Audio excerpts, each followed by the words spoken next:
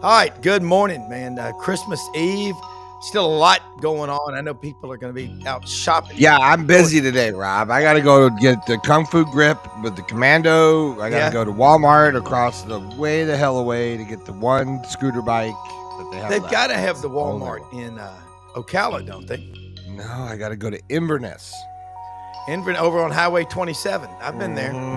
Got about 29 miles south, so that's going to be a good dad today, and so Stella can have that electric scooter bike. There you go. That's where the Hager brothers. They went to Auburn when I was there. We're from Inverness, Hager, like Florida. Hager pants, Hager. No, clothing? I don't know. Maybe they. I may know have Mr. been. Hager, by the way, and Mr. Hager Senior, who God, willing, or God passed, or whatever you want to say, for him and his pants. Yeah, he was a member at Castle Pines. I used to caddy for him and his son. Yeah, well, I know. There's Hager slacks. Hager, yeah, I remember Hager and Sansabelt and all that stuff because they were from Inverness, man. Hey, a lot to cover today. Johnny Ballpark Franks is going to be joining us here in just a few minutes. Always love having him on. Rodney Orr will be on with us as well, and looking forward to hearing from these guys. There's a lot to cover today, and I was watching this morning the replay, the pregame of the Tennessee Ohio State game. And I hit the first three. I even covered on all three of the playoff games. In the Tennessee game, I was just completely missed it. I thought Tennessee would be ready to play. And I think Ohio State wanted that game way more than they did. 23 degrees. That's cold, but God, when you're outside moving around, it's not that bad. But Ohio State wanted the game more. I don't know. That's the first time Tennessee has ever played a Big Ten opponent, Johnny and Brendan, on the road in an SEC game. Hey, smash that subscribe button in the bottom right-hand corner, or take a picture of it with your cellular phone and join and be a subscriber. We're simulcasting live on X, Facebook, and YouTube on 7 channels. Simultaneously, Johnny Ballpark Franks, as they say down in Murray County, Tennessee, simultaneously at the same damn time. So we are. How you doing, man? Did I miss something? Did Ohio State join the SEC? No, I'm saying. Wait, did you just misspeak there? I'm sorry. And by the way, I thought we were invited to a Christmas party, not a pants party. Yeah. Thank you very much, Rob. Here's the thing about Tennessee, and when you saw the pairings as far as the first round of the playoff games, when you saw where Tennessee had to go on the road instead of playing at home in Knoxville, Tennessee's a different team at home compared to being on the road. And so until Josh Heupel, look, remember Bear Bryant, who had the great 70s, 3 national championships in the 70s, starting in 67, he couldn't win a bowl game.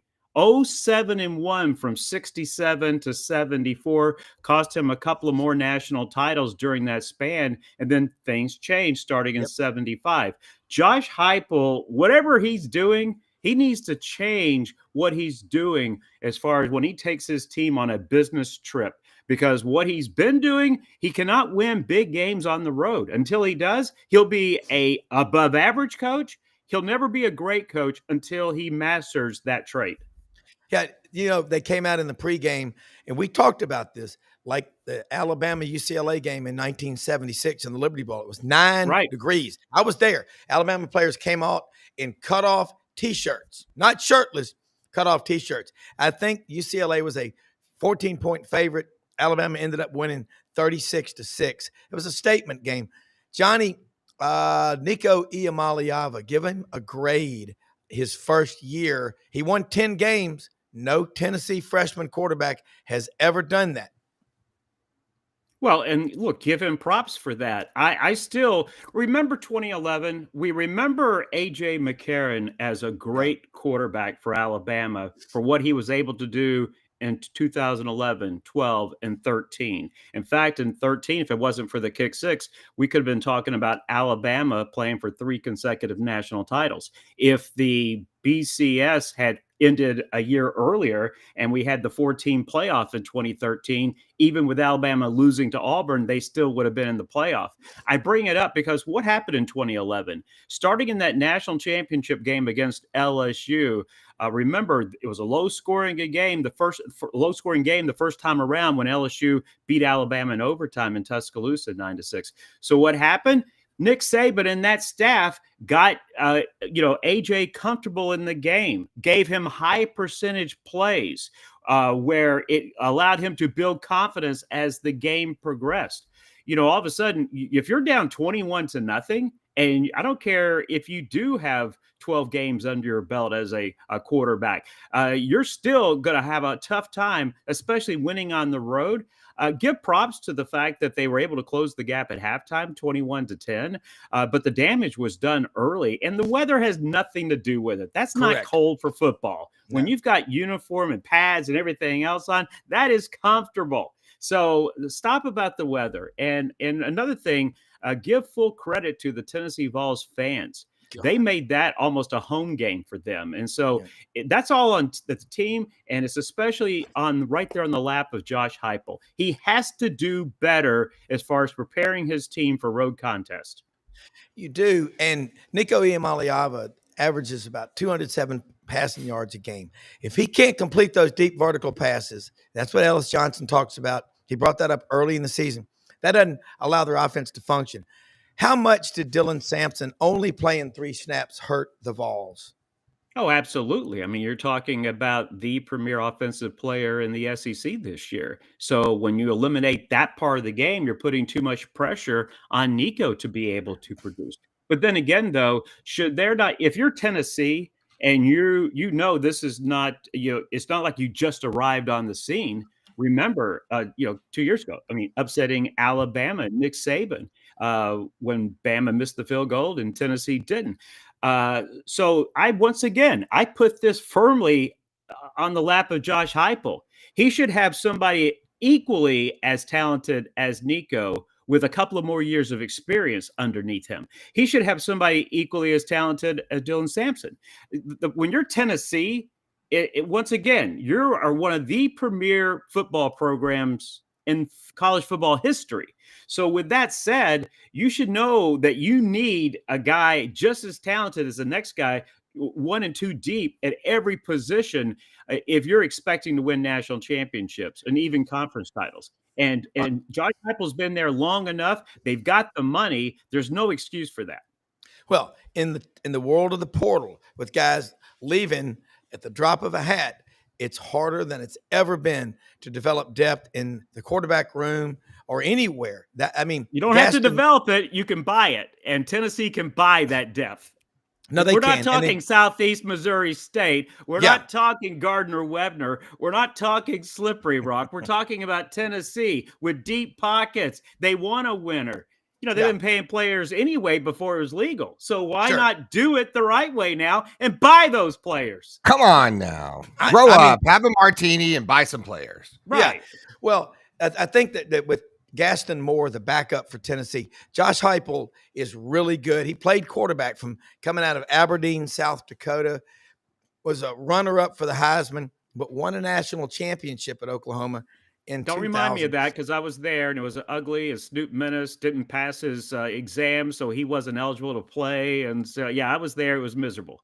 What was it? 12-6 or 12-4? 13-2, baby. 13-2. Yeah, it was like a bad. It was an offensive juggernaut. Let me just tell you of a game there. Well, you think about Oklahoma and that offense they had in 2008. They were averaging in the 5 games coming into the matchup against Florida 59.6 points a game. Florida beat them, I believe, 24-14.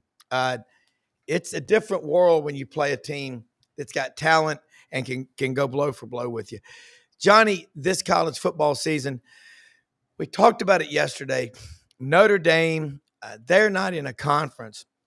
They got a first-round matchup against a team that they were so much better than. It wasn't even competitive. Don't even get me started with that.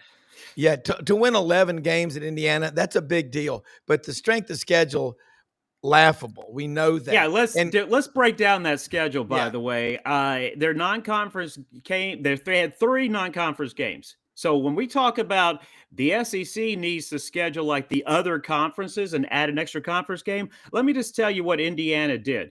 We thought after Cincinnati's the way they backdoored themselves into getting into the playoff in 2021 that the committee would be smarter than that, right? Wrong. Because you had Indiana. Who did you have representing the SEC on this committee? 2 guys from Missouri. 2 guys with ties from Missouri. Nothing screams SEC football like Missouri. Missouri so football.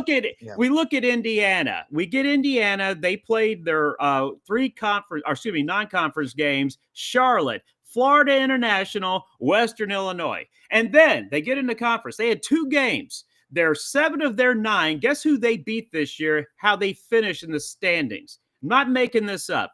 11th, 12th, 13th, 14th, 16th, 17th, and 18th. 78% of their conference wins, 7 of their 9 conference wins, came against the teams that finished 11th through 18th in the Big Ten this year. They had 2 games. 2 games. Michigan, who was very down this year, and then they had Ohio State. And what happened? They got embarrassed against Ohio State. So with that said, Indiana had no business being in the playoff.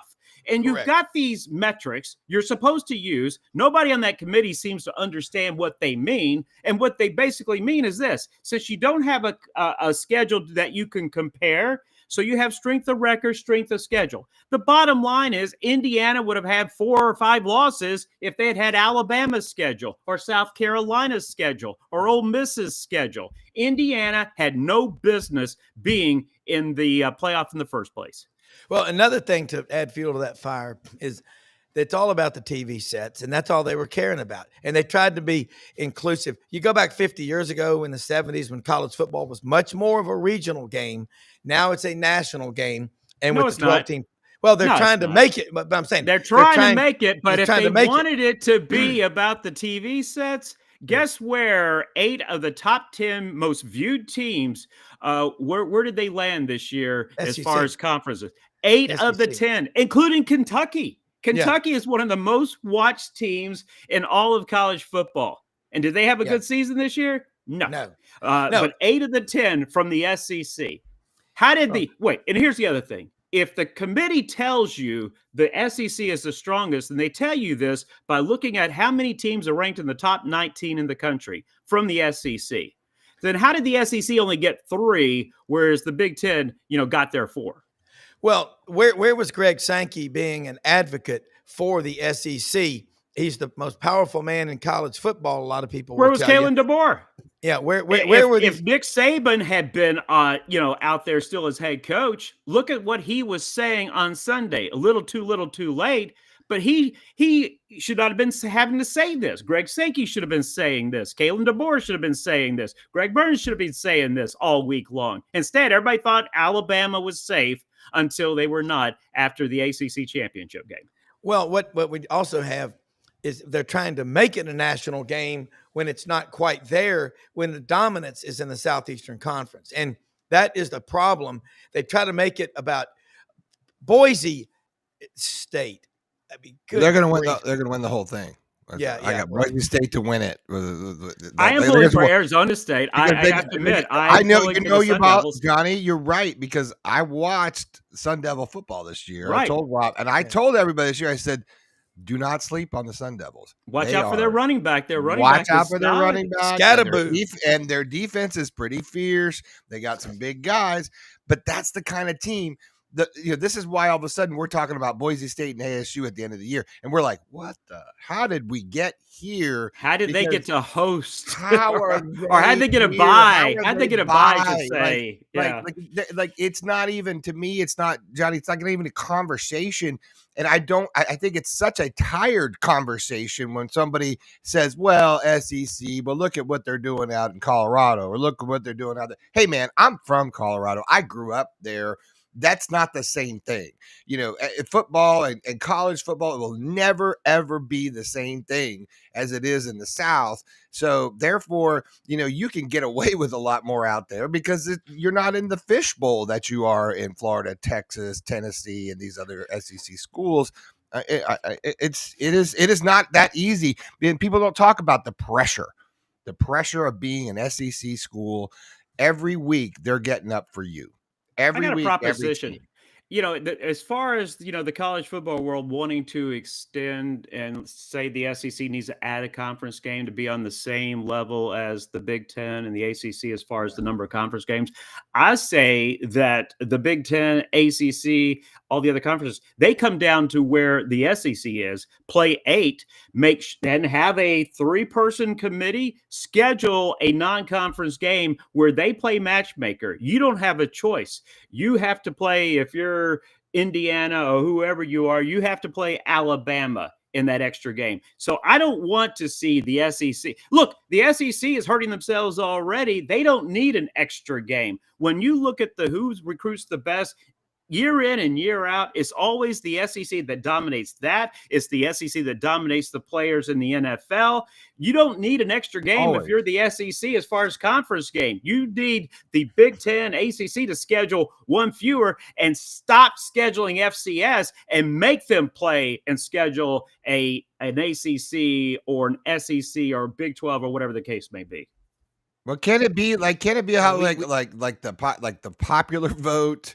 And then like the presidential election, can't the conferences have weighted, can't the SEC have a weight that's different than, the ACC because of this, you know what I mean? It's like you need an extra bonus points for coming out of the SEC as far as strength of schedule and the power conference and all that stuff. I feel like that's sort of where I'm at with it. It's hard to look at one team and say, well, Alabama and Kentucky, and look at all, break that down. The SEC, I think that's real hard.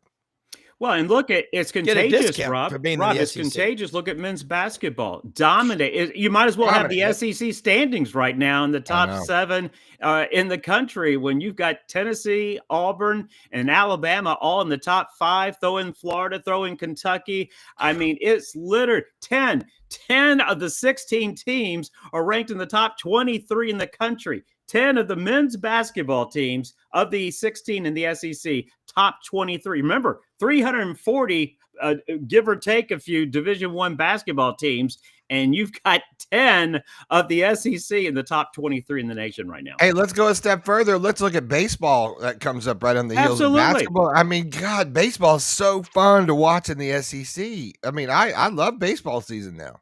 Don't forget softball, and then you add Oklahoma too to the mix. Yeah, softball, women's softball, gymnastics, Florida's gymnastics. I mean, it's awesome. Brandon just did it.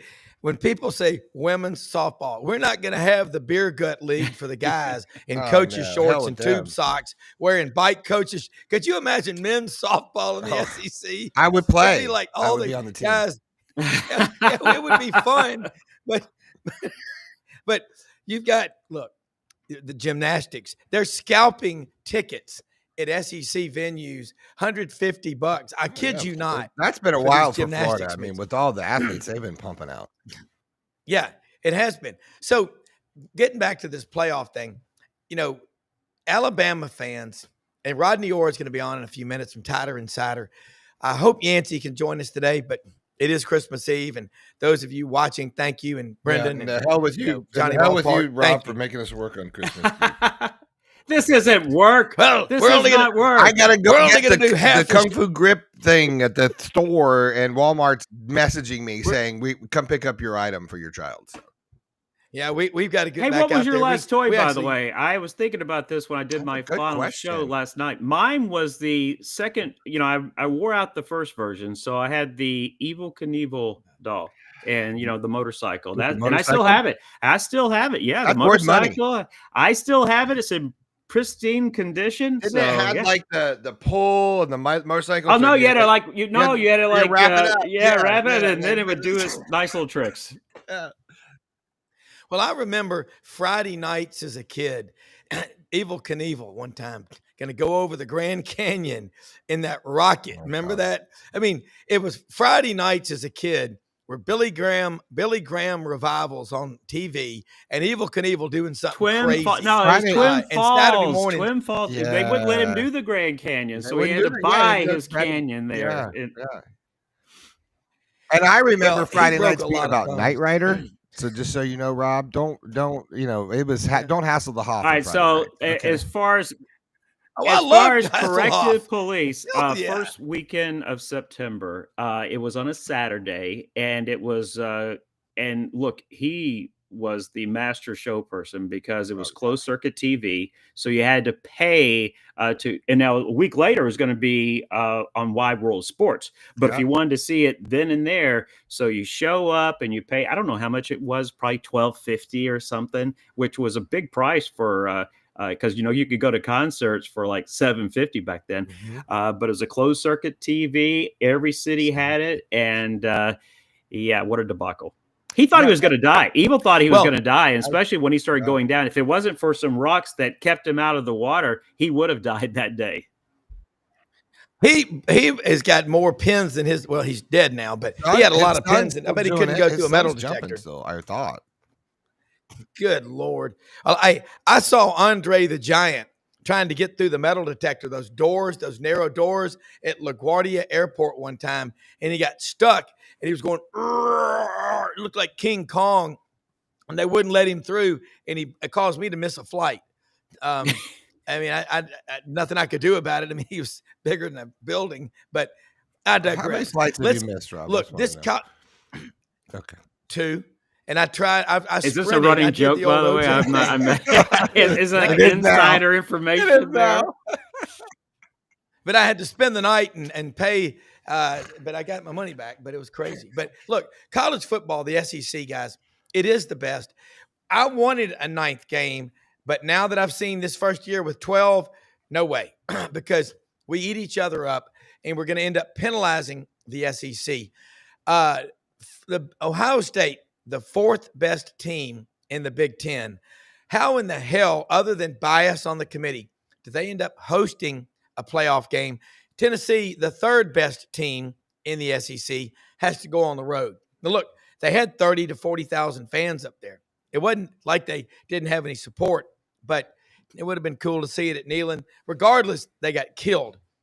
Guys, this committee, 2 guys on there from Missouri. No, you need them from the deep Oh, wait, don't forget about South. the guy from Idaho. You need him. I mean, I'm sure he knows all about big Idaho. SEC games. Look the way Notre Dame schedules, That's all too. big-time football. And yes, I understand Notre Dame Yeah. is not in a conference, but where do they have to go and, say, play 3 out of 4 games of top competition in the SEC? They can schedule, and they get to manipulate their schedule the way they want, so they can put, tough game, easy, medium, hard, and then easy, and they can do what they want with their schedule and make it work. See, that's unfair. So if I'm the committee, I tell Notre Dame, maybe we schedule games for Notre Dame. Look, I don't know if you're aware of this, but SEC teams scheduled their own conference games until the mid-'80s. So when you look back at the 40s, the 50s, the 60s, the 70s, early 80s, the SEC teams, Alabama, Georgia, whatever the case may be, they actually scheduled their own games. That's the reason why Alabama, under Bear Bryant, they never went to Gainesville. They would always have Florida come to Tuscaloosa, but Bear Bryant wasn't going to Gainesville then. Remember, Georgia Tech made Auburn 14 straight years go to Atlanta. They wouldn't go down to Auburn. Okay, another one that's kind of funny. Back in the 60s and 70s, or 50s, 60s, 70s, you would have some SEC teams play 8 football conference games. Other ones would that was play smart. 6. No, what would happen? So in years that a team would play 7, Bear would play 1 extra. So if you ended up tied with the same record, however, since Alabama would play 1 extra, they would have a half-game lead technically over the team that finished with the same number of losses. So they would be technically SEC champs over that team with the same number of losses. Yeah, they did that, and then it changed. And you look at the non-conference schedules that people used to play. When you played only 6 SEC games, it was not unlikely to play Florida State as a non-conference game. Auburn and LSU would do that. Bama Okay? would That's, I mean, schedule which I think Nebraska and is. Southern Cal in the same year when they were both powers. I mean, that's the kind of schedule Bear I Bryant remember would do. Howard Schnellenberger's first year at Miami, 1979. They played Alabama in Tuscaloosa for homecoming. Saturday afternoon, late. Alabama won the game 31-0. They went on to beat Arkansas 24-9 for the Alabama national did, yes. championship in the Sugar Bowl that year. Yeah. And Major Ogilvy was in his 11th year as a running back at Alabama. Can you imagine Major Ogilvy in today's world? He'd be here 20 years. He only And played 4 years, but you know I his know, weight. but Guess what he his was weight really was? a good player. This is what really blows my mind because he is still and will probably be the only person to ever score a touchdown in 4 consecutive New Year's Day games. And when I say about New Year's Day games, now it includes like the 2 days before and 2 days after. But, you know, the big 4 or 6, he's the only one to score a touchdown in 4 straight years. But his weight, it was right. It was right 180, 178. Yeah, it was he wasn't. But you look at him, and he on the field he looked powerful, and he just ran with a lot of strength. It's amazing when you look at some of those. You know weights. where he's from, don't you? Pardon me. You know where he's from, don't you? Well, Alabama. Yeah, Mountain Brook. Absolutely. He's a Spartan. And that's why our youngest Scottish Terrier is named Major. So we have one named after a running back. It's an inside joke. I don't think my wife gets it. We have the female is named after Terry Henley because her name is Henley. And I'm kidding because I really have a lot of respect for Terry Henley, the football player. But we named the youngest after Major Ogilvy. So true story. Yeah. Hey, look, my friend Boyd had a dog named Major, and his father's name. Well, there was BJ Bama Jr. and then there was Major. Came after him. So a lot of people named these. By the way, dogs. look at Evel Knievel's like awesome logo to jump the Snake River. Oh, see, I'm mad. I don't know if you know. All right, so I was 10 years old. I'm gonna take you back. That tattoo right there. I'm gonna take you back to the 10-year-old version of Johnny Franks. So I'm 10, and I didn't have the money to send a telegram, so I sent a mailgram, which was still more important than just your normal letter.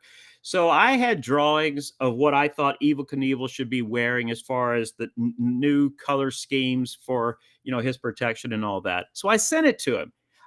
Guess how long I had to wait before I got a response? I'm still 2 waiting. years. 34 years later. All right. How many years later? I'm still. Oh, yeah. I wish it was 34 years later. It was so long ago, I forgot. 50 years later, I'm still waiting on some kind of response. And I don't think I'm going to get it now, not unless it's coming from, I don't know where. But his son doesn't seem to have picked up the torch as much and run with it. I was big into Evel Knievel. I mean, I had Who all wasn't? Look at this. Look at him. He's he's such a handsome Hollywood badass, isn't he? He's like, God, he looks like, oh, I'm cool, man. And by the way, folks, ABC Worldwide of Sports.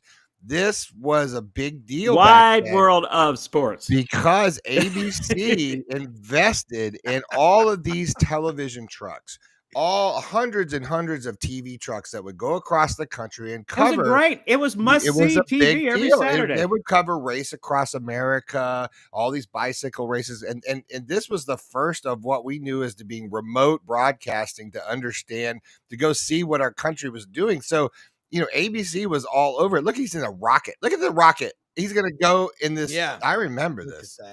And years later, ABC has to sell off all their TV trucks because they can't afford it anymore. That becomes the birthplace of third-party, TV truck remote broadcasting and all that stuff. A lot of this came from these kind of events. I mean, it was really hard to broadcast. Look at him. There he goes. It's really sad. His son Robbie followed in his footsteps, and unfortunately, just like Bobby Bowden, he died way too young. Although Bobby Bowden enjoyed a nice life into his 90s, but Robbie Knievel died last year at the age of 60 of pancreatic cancer. Yeah. Oh, I didn't know that. But he was, to me, because of Evel Knievel basically used kind of bikes that you almost could buy off the dealership. Whereas like Robbie Knievel and all of these modern daredevils, they're using kind of bikes that you can jump with.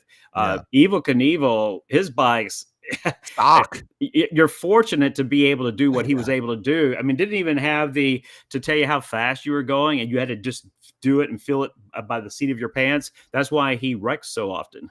Yeah. Well, the wreck was just you get to fall, you got to learn how to fall, right? I mean, Well, he Yeah. his bones were made for breaking. That's for sure. yeah. Yeah. There was so much drama when he would be on there Look at doing all the this. people. And I'm looking at him walking back up afterwards, and everyone thought he was dead.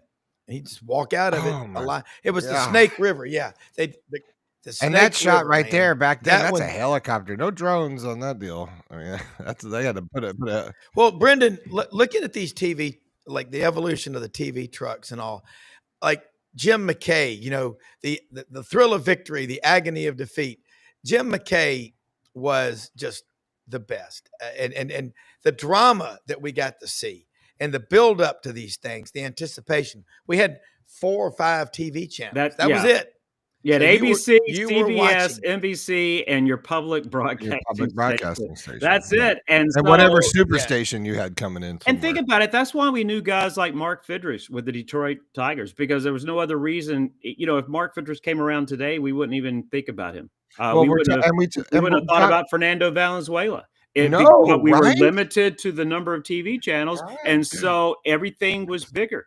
I go back to remember the famous Seabiscuit race, where it was the match race. Yep. We had in the neighborhood of 120 million people in the U.S. at that time. 40 million tuned into the radio to listen to a match horse race. So that's talking about how sports have changed over the years, where you have 1/3 of the country listening on the radio to a 2-horse match race, to what we're talking about with Evel Knievel. And now today, that's why nonstop football on Saturdays, as far as college football, from 11 in the morning until wee hours of the morning the next day. Well, to do shows like we're doing right now, 15, 20 years ago, like what we're doing right now. Like when I started streaming in 2008, it was literally, daisy chaining monitors and get everything. Now we're just like, turn our laptop on, do it.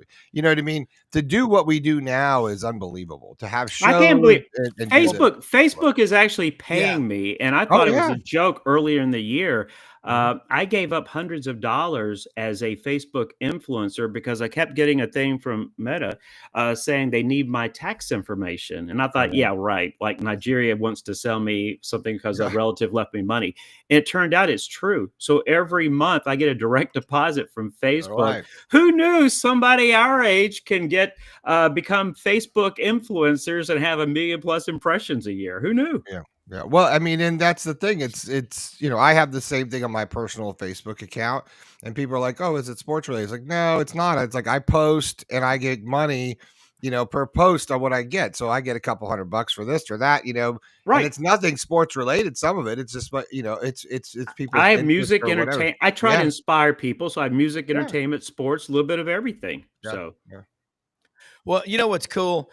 I was at a Christmas party Saturday night. I was and you talk about music and how much that plays into sports. And I was at a Christmas party Saturday night at my friend's house, and I saw, growing up in Memphis, Stax music is a big deal.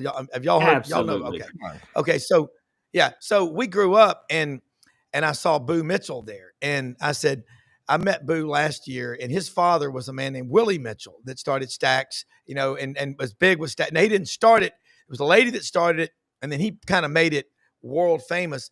And they live right there at Mendenhall and Shady Grove. And we were at the Music Notes, just like Elvis over there in East Memphis by the Dixon Gallery. His original house is still there. And Elvis grew up wanting to play for the Ole Miss Rebels. That was his dream. And just talking to Boo Mitchell, I said, he's so humble. These famous people, sports and entertainment and music.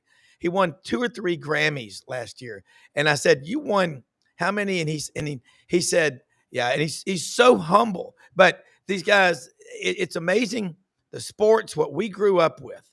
When there was a concert, you think about that. When we were kids, you could go to the East End Ballroom on Overton Square, The Crime, U2, The Police, Billy Joel started at Lafayette's Music Room. So Brendan talks about beginning streaming back in 2008. He said, Rob, today, what we do on this show, live streaming, it would take 15 people to do that back just a few years ago. And we do it with this guy. And it's amazing. It is absolutely amazing how this stuff has worked. But when he did that, he said his dad looked at him like he had horns coming out of his head. You're going to stream? What are you talking about? What was Buddy's reaction? Buddy was always cool, like, because Buddy was on the radio. His career was not done. He just didn't need to worry about it. And he was on the radio, and it was just like, hey, no one's listening to terrestrial radio. There's this thing called Facebook Live. Let's try it. And we had to hack through, because Facebook Live was only on your phone for a long time. You couldn't use your desktop to stream.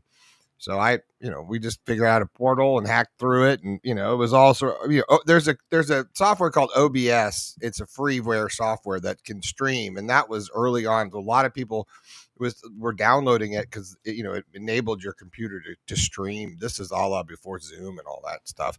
Even Skype was not that part. We used Skype and all that stuff, but it never worked right. Yeah. Now we're just sort of COVID years changed all that, so the technology pushed forward. So here we are. But now it's like, the internet is what cable TV was 20-25 years ago. It's like, it's just another place to get your content out. So, but there's a problem, though. There's a problem with all this technology, and just like we thought it was, so much better when we had more options as far as viewing sporting events. Yeah. The problem is we've gotten lazy since 2020. Not just our industry, almost every industry you want to think of. And with that, when you become lazy, you lose the creative juices because you're not being exposed to people directly.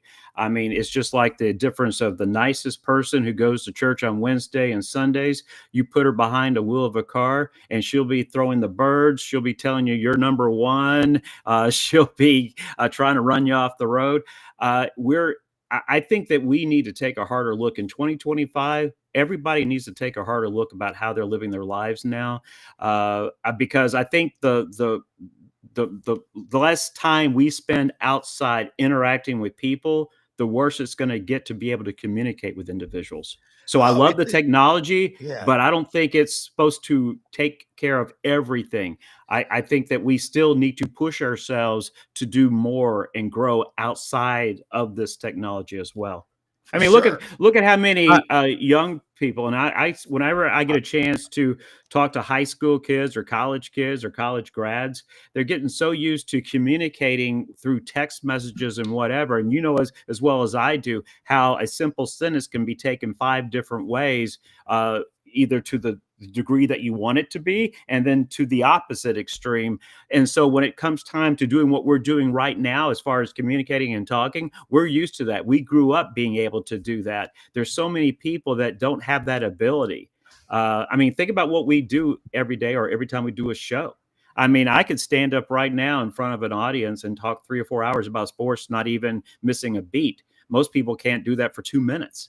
Right. Or they're sitting at a table of 6 kids and they're texting each other about each other. Right. I mean, I know. But I was with my kids at the zoo last night, 2 of them and my grandson and son-in-law, and Audrey and I were, and not one of them had their cell phones Anybody tried to out. feed you, by the way, Rob? No, the animals go night-night. I mean, you couldn't go in there until about 5:30. The animals were all night-night except for Animals of the Night exhibit. But the grizzly bears, this zoo's incredible. But what I notice about my kids, and they're 24 to 35, they don't take cell phones out at dinner. They don't do it at the dinner because I'll be honest with you, which I always am. I've done it before, and they're like, Dad, put your phone up. That's rude as hell. And I'm like, thank you for saying that. But the communication part of it. I have to tell you to turn your phone off. I know. Show. Yeah, exactly. I'm you just have a problem, Rob. I don't know. But Brendan pointed this out about the communication and all and what people do. Well, go back to those United Airline commercials. Remember they did a few years ago when the manager is throwing out tickets to everybody. You're going to Omaha. You're going to San Francisco. You're going to New York. You're going to Chicago. You're going to Memphis. He goes, go see the people. Just quit calling them on the phone. You have to go see people. Life's all about relation. And in sports, what we do, we know these coaches. We get to know them. What's off the record stays that. But people But whether we love. like it or not, what we're seeing now, trend, Johnny, which is, I hear what you're saying. The flip side of that to me is that I left TV broadcasting for the opportunity for the technology to take us to the next. But whether I liked it or not, I saw writing on the wall and said, we can do all this TV truck stuff in a computer now, right? We can do everything. And as soon as I saw that, it wasn't a choice at that point. It's like, this is where we're going to go, because the bean counters, they're going to say, this is where we're going to go. And we saw that early with remote broadcast being, cut in half. There's usually a home feed and away feed for a broadcast, for graphics and all that stuff. We then started seeing those trucks turn into one truck, where half the truck was the home feed, half the truck was the away feed, and they would share audio person, share camera feeds. And we just started this condensing of remote broadcasting to the point where they don't even send trucks out anymore. Everything's done down fiber, and they switch it in New York, or they switch it in Denver. They have hubs and they switch the whole game, but they just send camera people out, So, I guess what my point is that when I saw that on the wall, it's like, well, this is where we're going. It is an opportunity, to share a message, but I hear what you're saying in a lot of ways. So I encourage even my daughter. I'm like, look, it's great to see something online and be excited about it with social media. I said, that's the smoke. Now go find the fire. Where's the fire to that smoke? That fire is going to be when you call that person, when you go out, when you find that and you call it. Hey, are you okay? Hey, do you need something? Be a person, right? And use social media as a way for you to connect, and then as level one, and then go further with it, right? I totally agree. And look, the things that you're saying right now is, I wish folks in radio, I wish folks who were newspaper journalists, I wish they were seeing the writing on the wall. And the writing on the wall 15, 20 years ago, it was there. You better be the person bringing in money. You better be responsible for the revenues. Not when you see a bean counter seeing that, you're costing us money, what are you bringing in? They don't see you bringing in the money because of your talent. They see the salesperson bring it in. So if you're in broadcasting, that's why since day one in 2008, who was better to market my show than me? And so it's in the neighborhood of $4+ million over the years of revenue I brought in, advertising revenue. But I have taken care of myself, and I've created another opportunity until the day I die now. The rest of my life, I'm taken care of. I have a plan. I am not at the mercy of somebody owning me. That's why I've taken over my brand. That's why I market myself, and it creates more opportunities.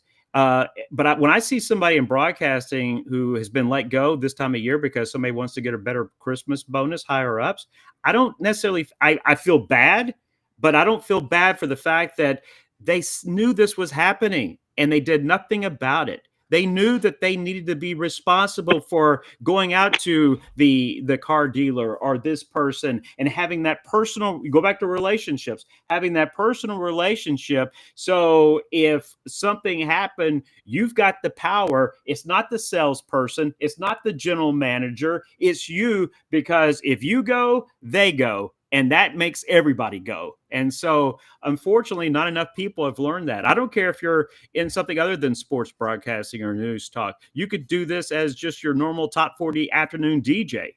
I don't know why they allowed the power to get out of their hands, because they did have the power. You got to control. Rodney Orr knows all about that power. Yeah, right. I was going to say, there's a guy who knows all about this and diversifying a brand. Rodney Orr, welcome to Merry Christmas, Rodney Orr. Merry Christmas. Y'all are way over my head. Rodney, see, Rodney has been doing this, and he's so subtle about it, but he's been doing this for longer than I've been doing sports talk radio. I mean, he's been doing this for 20+ years, and I don't know if it was by accident in the beginning or what, but he's been spot on, being way ahead of the curve. And that's the way, unfortunately, that's what you have to do as the technology continues where we're going. You have to find your niche and keep on taking advantage of it. Rodney, I first heard about you from John Turner in the late 90s. And you were this guy from Texas that had moved back to Alabama to start Tighter Insider. So you were Mhm. like, again, way ahead of the curve. How you Well, doing this morning? let me just tell you real quickly. And I saw where Brennan popped up my book there, and a lot of it's in the book. And it's, again, it's not just about Tighter Insider. It's about life and things that happen beyond what we're talking about here. But uh, really, what happened was this dream I had. I had a vision of covering Alabama. And I knew there was a niche there that wasn't being filled. And that niche was these Alabama fans were so obsessed with recruiting. And they really didn't have a source that was filling that void. And it was something that I knew it because I was an Alabama fan that shared that same kind of obsession. And so I had this idea. It was my brother who told me about the internet in about 1994. I had no idea what the internet was. And it was really my only option. So it wasn't that I came up with this great idea. He just told me, hey, this is the future. This is the direction things are going. Newspapers are going to go out of business. TV stations will eventually be on the internet, and I'm thinking he's crazy, right? He has his doctorate's degree from Tulane, and I thought he had spent too much time in college, you know. But Wow. but yeah, he's telling me all this stuff. So I said, okay, look, I've only got one option to to kind of fulfill this vision and dream of mine, and this is it. We'll see what happens with this internet. And guess what? Within 18 months, we started on October 27, 1996. Within 18 months, I'm making more on TighterInsider.com from a little room in Corpus Christi, Texas, providing information to Alabama fans all over the world. I'm making more doing that than I am on my real job. I'd been with 10 years, sales and public relations with BFI, which is a waste management company. Yeah. Used to be. It's changed names now. But I say all that to say, I'm not really taking credit for it. It just kind of fell into place. You seize the opportunity. If you really are desperate to do it, you jump on it, like you said, and that's kind of what we did. Well, you were so far ahead of the curve to not give up too, because most of the time when you're on the way to the top, most of the conversations you have with people are you're not going to make it. It'll never work. You just can't. Oh Listen no! to Look, I heard that all the time. Yeah. I was told when I was in Corpus Christi that the people inside the football complex do not like you. You're not welcome in Tuscaloosa. You're never going to get credentialed. You're never going to have access. All of these different things. And I said, well, they don't even know me. Yeah. How, There you go. you know what I'm saying? Yes. So I think when I was younger, I had this kind of boldness about me that said, this is kind of stupid. Well, so I just went over and confronted people, right? I mean, in a very professional way, I would say, and doors opened. Because they realize, hey, this guy's not here trying to destroy the program. Well, Rodney, I was in 2008, and when I started streaming, a good year to start streaming with Florida Gators. When we were doing all of our stuff, we would see like people copycat us. Like Gainesville Sun would start streaming a show. Yeah. And all of a sudden, like we would drive down University Avenue like before the game, and we would see 2 and 3 people set up to doing these live streaming things. Yeah. It really like we saw that needle like with these before, because people understand this is before, Rodney. I'm not trying to tell your story, but this is before social media. So this is where you went to the forums and chat. Yeah. That was everything. Then Well, if you were you paid to be a part of a fan site. I'm going to share something with you, and the guy would deny it. But I'm going to say it anyway. You guys are probably familiar with Shannon Terry. Oh my God. Shannon Terry created. Well, he took over Rivals. He didn't create it. Yeah. Jim Heckman from Seattle created it. All right. So, but he took it over. It prospered. Shannon actually started a network called Alliance Sports. Mm-hmm. You know where Shannon Terry, now he won't tell you this today, but you know where Shannon Terry started? No. As a poster on TighterInsider.com. He called me in the summer of '97. a year after we had started. No, he actually emailed me and asked me to call him. And I called him. He said, "Hey, I'm a member of yours. You've got a great idea. I've got a great idea. I want to start a network of all these websites." I thought it was a fantastic idea. I mean, obviously, he's had tremendous success. He started 247. He sold it. He's got on 3. You know, it's doing extremely well. Give Shannon all the credit. But he started as a Tighter Insider poster. So now again, he wouldn't admit that today, but Now, that's really Rodney, wait, time out. I got to ask Rodney. You yeah. know, I'm as the, you know, I have an MBA. And I used to work in college athletics. Why did you, knowing what you know and knew back then with Tighter Insider, how come you didn't roll with that idea? Well, I'm in business 27 years later. Okay, so the thing was, does your vision match my vision? Yeah. And he had the business perspective. I had the passion for Alabama football perspective. That makes sense. This And was that comes out, Rodney, with anything that we do. If you don't have real passion, as here it is Christmas Eve, and Rob got me fired up earlier. I mean, if you don't have it, people can tell if you're fake or not. Yeah, well, you know, and again, this is something we started. We felt like it was moving forward in a very positive direction. You know, and you have to ask yourself. Now, look, I've had other opportunities. Jim Heckman, when he went over to scout.com, offered me a major deal to join them. You know, we've had other opportunities, other people, and it's not anything, you know, personal against these people. It's just the direction that we wanted to take. And you know what? It could have been, we could have flopped. I mean, we're one of the only, and this isn't bragging, and we've just been fortunate to be where we are, that one of the only independent websites that there's still left standing, you know, that covers a program that's not part of a network, that still has we have a major forum of community of fans, Alabama fans. It's a little bit different. We don't have a lot of the younger kids. Most of ours are probably 45 and up.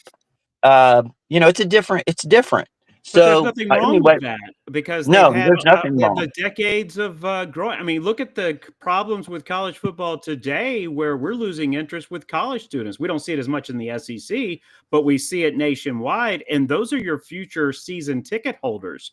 But you don't experience that. If you grew up in the South and you're in your 40s, and then you think about the 40s, the 50s, the 60s, and 70s, people are living longer. You've got decades of passion there that are following your work. Look at the brand of Gatorbait magazine. We ingested Gatorbait magazine, and it's been around since 1980.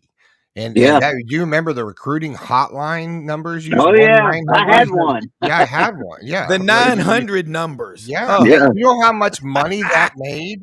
That generated thousands and thousands of dollars. Like and Gatorbait was all over that stuff, because that was where we got information. But the brand today was still, the brand was just sitting there. We ingested it, 6 years ago, assumed, you know, ownership of something that nobody really thought was the thing. And, you know, that to this day still strikes a chord, because they're like, oh man, I remember Gatorbait in my back pocket when I went to the game, right? You know, I got the Gatorbait. Yeah, that was the brand. And when University of Florida went away from that, you know, we had to decide if we were going to go away from that too.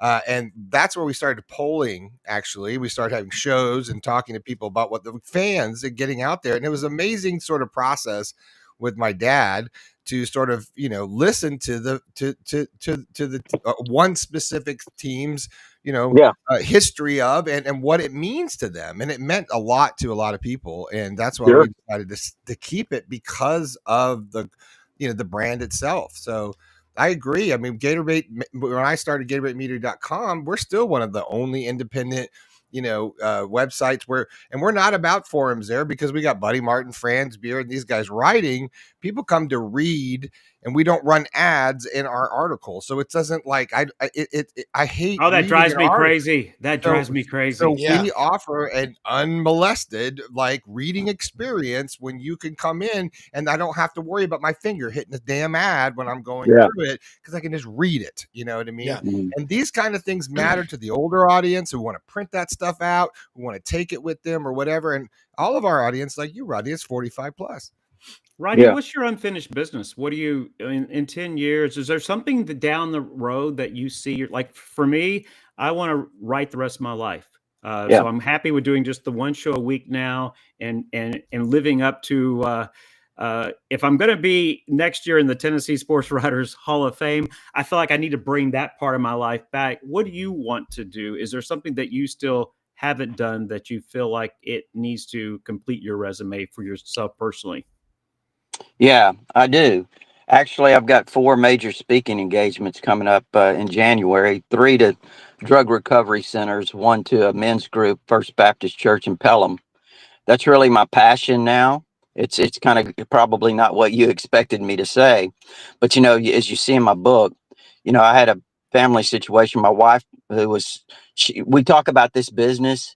She was the greatest inspiration I had, the greatest motivation, the greatest support that I had. She pushed me into my destiny where I am right now. She was the one when I had no faith. She had all the faith, and she told me it is going to happen. This business, in spite of living 1,000 miles from Tuscaloosa, that no real avenues to achieve what I wanted to achieve, it seemed. But she believed. But what I never would have known is that my wife would have become addicted to prescription drugs once we got to Tuscaloosa after a few years. Eventually, my stepson, who was a tremendous athlete, he probably was a future potential Major League Baseball player. He played 2 sports at Alabama. He got addicted to prescription drugs and different drugs very quickly after he got to school at Alabama. Ended up, he didn't lose his scholarship, but he was suspended. And eventually, I made the decision that he wasn't going back. He was in no condition. So, March 7th of 2007, my wife, after a 7-year drug addiction, prescription drug addiction, she passed away in an accident, car accident. And just that experience, the experience of my stepson, and all of these things, which I thought he would be the next one, but through the grace of God, as I stood there after my wife passed away, I'll never forget, and it's in my book, standing in my kitchen. When you go through a drug addiction and you have 4 kids, there are major, major issues. It's chaos, confusion. It's the craziest stuff you've ever imagined, right? And I'm standing in my kitchen a week after my wife's funeral, and I said, Lord, I can't do this, but you can. I mean, I was at the point of desperation that I'd never been. And, when I say that, I'm not telling you that the Lord changed everything immediately, but he gave me what I needed every step of the way. He resurrected my family. He took my stepson, who was facing 5 years in prison for drug trafficking. He took him, and he instead of going to prison, he went to a drug rehab for a year in Colfax, Iowa. That was in 2008. Now he has an international ministry, Ascended Life Ministries in Des Moines, Iowa. He has transformed. I'm not saying everything's perfect. Do not get me wrong. Yeah, We right. still have battles. I have daily battles, Mhm. but it is through all of these things that I've learned what is bigger than Bama. Okay, what is bigger than Bama? And so you asked me, what is my kind of aspirations? You know what? My passion, I want Alabama to win, but my passion is talking to people and telling people about, my life story, sharing my testimony, about mistakes that I made, being honest, being truthful about the mistakes I made as a man, as a person, as a father, as a husband, we make these mistakes and we don't even really realize what we're doing. Our priorities are all screwed up. Mine was nothing but Alabama football, and I lost contact with my wife and my family, once we got here in Tuscaloosa. So anyway, I share all that in the book, but that's really what I try to reach out to people. And my passion is speaking to these drug addicts or alcoholics in these drug recovery or abuse, substance abuse centers. I've done that. I do that. I've had a jail ministry where I go in and, talk to these inmates. This is something that I really have a passion for. Yeah. Well, Rodney, I mean, I heard a lot about you through our mutual friend, and that's when we connected back in, I guess it was April of 2020 during the pandemic. And that was a month after we had started going on the radio. And you know who I'm talking about. And he said, you got to get Rodney Orr on the show. And next thing you know, I'm on the phone with you. And I'm like, good Lord, this guy's bigger than you're bigger than you're that good. You're real. I just know a lot of people that know you. And the one thing that you just said is you turned the experience in your life into a teaching tool, because look at your stepson and look at you and what you're doing. And a lot of people have this attitude, something bad happens to them, they're done. No, that's just, fork in the road in life. And I mean, and you've been told, Brendan's been told, I've been told, Johnny, lots of our guests, you'll never make it doing it that way. And it's really cool to see how this stuff works out. Well, And it's a family of people. Look, everyone I went to school with for what I do now, not one of them works in the industry. Not a one. wow. Because it's not for the faint of heart. Look, Rodney, it's funny how we're all connected, and you see it in media. I always talk about it, 6 degrees of separation, right? I'm not here testifying, but I left broadcast TV because the world of broadcast television and NBA and all that stuff and running around was too much for me in a lot of sense. I landed up in a rehab program in 2007 on Easter Sunday morning, Wow. and checked myself in and left that entire life behind me because I knew people, places, and things, right? It's what you learn. I ended up in rehab. I'm not trying to make a fun story here, but I did end up rehab, and my best friend in rehab ended up being Jack Kemp, former, football player. He didn't win the Super Bowl, Politician, everything. Politician and quarterback for the Buffalo Bills and all this kind of stuff. And all of a sudden, I'm face to face with the guy, and we're in some small group. I don't even know who the hell this guy is. He's got Argyle socks on, and he's talking to me, and he's new, and he's like, "Oh yeah, we're gonna, prayer, and we're gonna get over this." And I looked at him, I was like, "Man, you got to get real, yo. You're in rehab. You don't know what you're talking about." My friend goes, "You know who that is, don't you?" I was like, "I don't give a shit who that is." He said, "That's Jack Kemp." I was like, "Oh shit, maybe I should care who that is." And subsequently, him and I become bosom buddies, and then he died shortly after that. So but that brought me to live streaming. That brought me back to rethinking, right? What desperate times, it was the mother of all invention. I know it's a different quote, but necessity. For me, it is. It really does force you to rethink it. I came back to this because I couldn't go back there, right? But I loved what I did.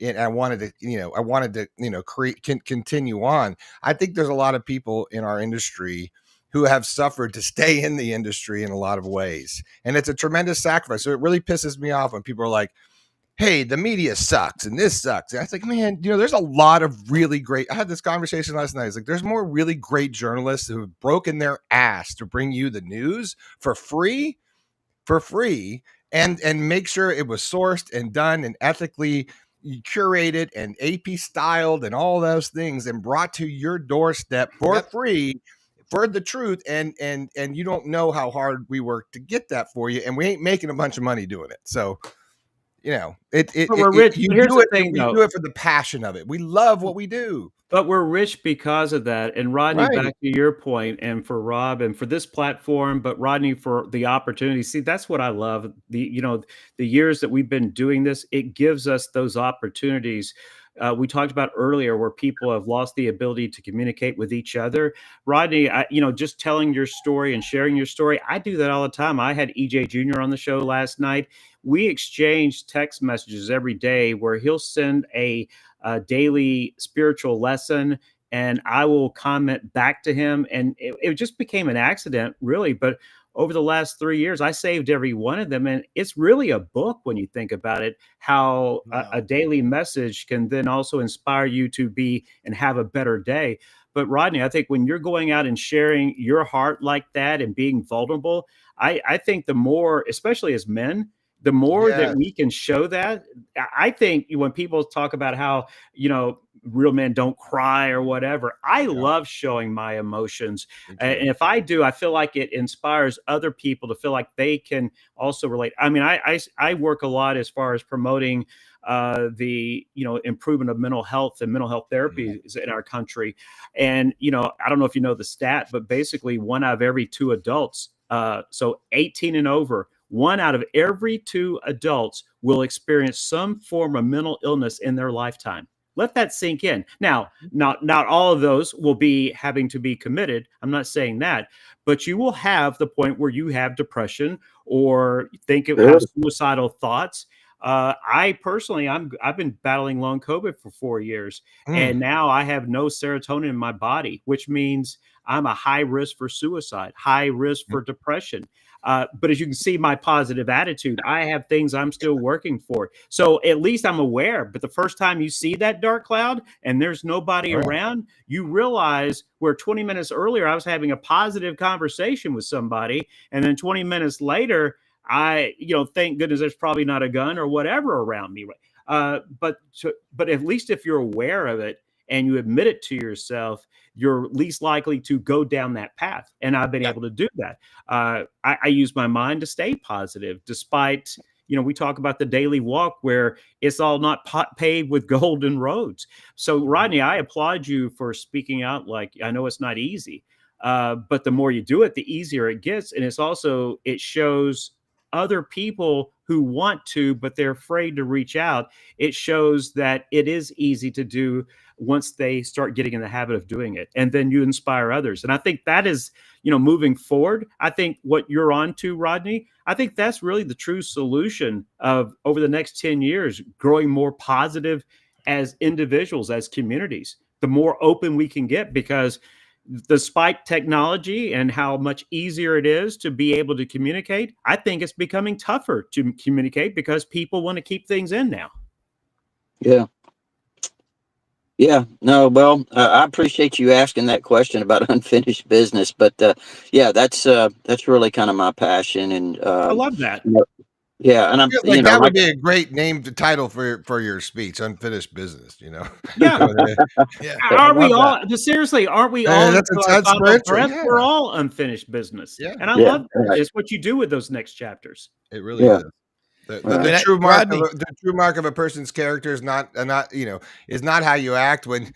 We'll make a sports metaphor. It's not how you act when you're winning 54-0. It's how you act when the chips are down, and can you come back? Can you rally it and forget about it and show your mark of character in loss, right? Like, what do you act like when you lose, right? I do have a sports question. I do have a sports question. Can I ask Rodney a sports question? All right, so I was thinking back, knowing that I'm watching Alabama, and I'm used to being around teams, and I can see teams that are undisciplined. And there's a reason why 3 teams you can always counting on to be the least penalized teams in the country in football, Army, Navy, and the Air Force, is because, and you're not making this up, just look at the year in and year out, least penalized teams. It's always 2 of those 3 in any given year. I bring it up because I really think now that we know that Alabama did not make the playoff, I think that if they had lost to South Carolina, it would have done them more good than the fact that they did win that game and be in the position where barely missing the playoff. And I bring it up because if you lose that game, there's no doubt you're not going to be in the playoff. And that means you look in the mirror and you start doing a self-evaluation and realizing you got to change something. So the question will be, what will change? Because there is a problem now with name, image, and likeness for these programs like Alabama, where, in so many ways, you think when you show up on campus, you were a part of all those national championships when you had nothing to do with any of them. And so I think this is a big problem where Kalen DeBoer is going to have to do a lot of self-evaluation in this offseason, because something has to change. And if you don't believe me, ask any of the players that have been involved in past national championships to a T. They will all tell you the same. This team lacked discipline this year. Well, let me say this too. A little bit of defense for Kalen DeBoer. He inherited some of this you go back to 2022 and you look at some of the games. They had 17 penalties against Texas. Right. Against in 2022, the game at Tennessee, they fell behind like 28-10 or 28-7. They had 28-10. 17 penalties in those games. I mean, this is something that was started in the last couple of years of Saban's tenure. Right. And he kind of inherited that. DeBoer, of course, everyone remembers Coach Saban fondly. They don't remember the things that happened that weren't, championship games or championship moments or the discipline you're talking about that his teams generally played with. They don't really remember those things. They forget. And DeBoer kind of inherited him, and now he gets blamed for a lot of this stuff. Now, here's the thing. It's up to him to get it corrected. It's up to him to take control of this program. It's up to him to, let the players know, hey, this is the way we're going to do it. And you know what? I think he had some issues with that. I think he had issues with players this year, understanding who's exactly the coach. Okay. Well, how about the Vanderbilt game? I mean, Yeah. and I'm not just even blaming Kalen DeBoer. I'm blaming also the leaders of the team talking smack at the coin toss against Vanderbilt. Yeah. And these are your leaders on the football team. And then No, look, you're in the right. end of the ball game, how is Malachi Moore? I don't care if you take back 15-yard penalties. You're not playing or snapping the ball until Malachi Moore gets his butt off of that football field. Okay, There's look. no excuses for that. You're right. And let me go back to 2022 when Alabama beat Texas 20-19. Texas should have won the game, honestly. Bryce Young made a spectacular play to put Alabama in position to kick the winning field goal. All right. So Alabama players are walking off the field after the game, giving the horns down sign, right? Saban went ballistic. If you've ever seen that video of Saban going to midfield to shake Sark's hand, he stops and he starts yelling, "Stop that! Shh, stop that!" So these things are kind of, I don't know if you want to say it's kind of where we are now in the culture of where we are. Yeah. But I mean, again, it's a difficult time. I think, you look at Jalen Milroe after the Auburn game down there in 2023. You guys might have seen the video of him walking off the field. Well, Jalen, you didn't even have a good game. You did not have a good game. You were fortunate on that miracle throw, that you win the game, 4th and 31. And here he is swinging a towel saying, "Give me that blankety blank Heisman now. Give me that blankety blank Heisman now." Yeah. I mean, this is things, and again, these things were on social media, so I'm not saying anything that's not already out there. Yeah.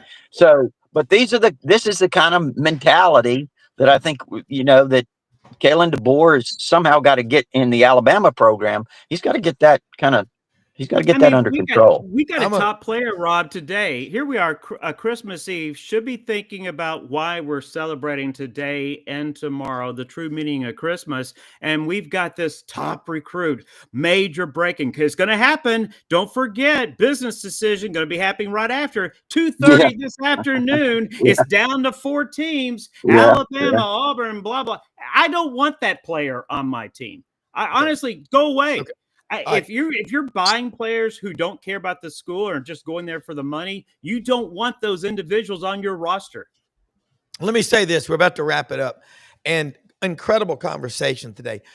You can almost directly correlate NIL July 1st of 2021, the portal October 15th of 2018, but juxtaposed the number of penalties, the lack of discipline, just the way a lot of these players act like they were born on third base. They think they hit the triple. That's where all this stuff started. Nick Saban cannot stand a lack of discipline. I'm sure Kalen DeBoer doesn't like it. None of us do. I've said this for years about professional sports.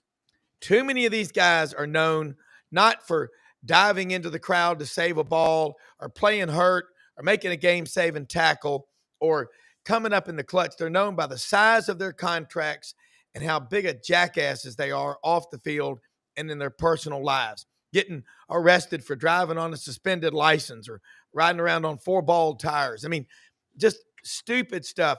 You got to have discipline in life. And Bobby Bowden used to say, discipline isn't everything, but it's big, because if it was everything, Army and Navy would be playing for the national championship every year. But it does matter. But the great stories, we got to go. I know Brendan's got to get to Walmart. Everybody's got a lot of Christmas Good luck shopping. with that, Brendan. Yeah, good luck. Audrey and I got to tell you, what's the meaning of Christmas? Father Walmart? John MacArthur. You're going to say it's Walmart?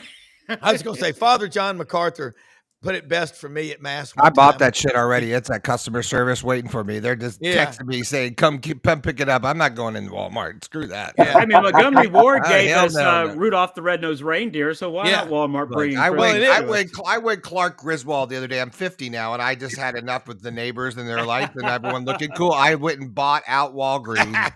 And I went full Christmas vacation on my house. It's like everywhere. I think, you'll be a GoFundMe in January with your electric. I know, to pay the power bill. Yeah. Oh, yeah. It'll be.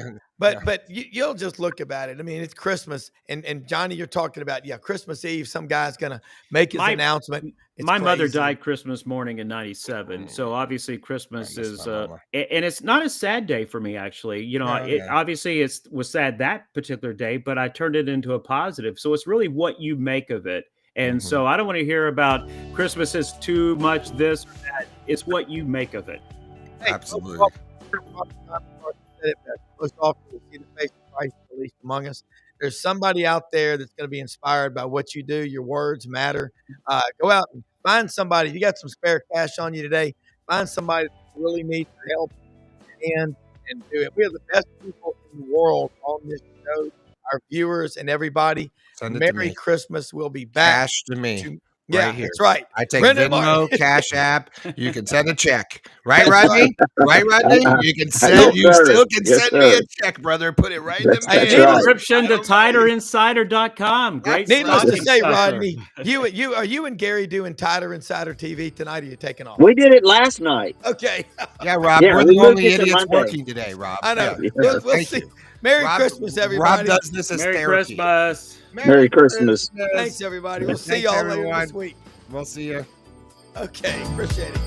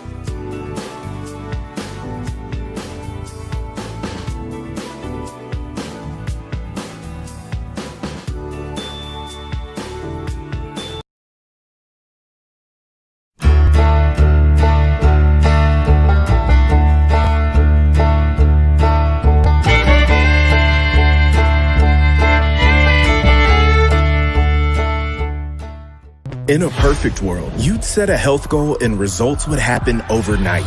In this world, the real world, it takes time, dedication, and the right support to achieve your best self. The Vitamin Shop's health enthusiasts are here to make sure you're not wasting a single moment on the wrong supplements. From the highest quality sports nutrition and superfoods to the most sought after trends, you'll find a huge variety of science-backed solutions for every goal and the people to help guide you along the path to greatness. Unbelievably, every 2 minutes in our communities, a child is either bought or sold for sex. I am Ari Dickey, board member for the Nashville Anti-Human Trafficking Coalition. Join me and millions of others in our fight against human trafficking and for its victims by helping to educate the most vulnerable among us, our middle and high school students. Go to nhtcoalition.org, become a partner, and help keep our families safe, because none of God's children are for sale.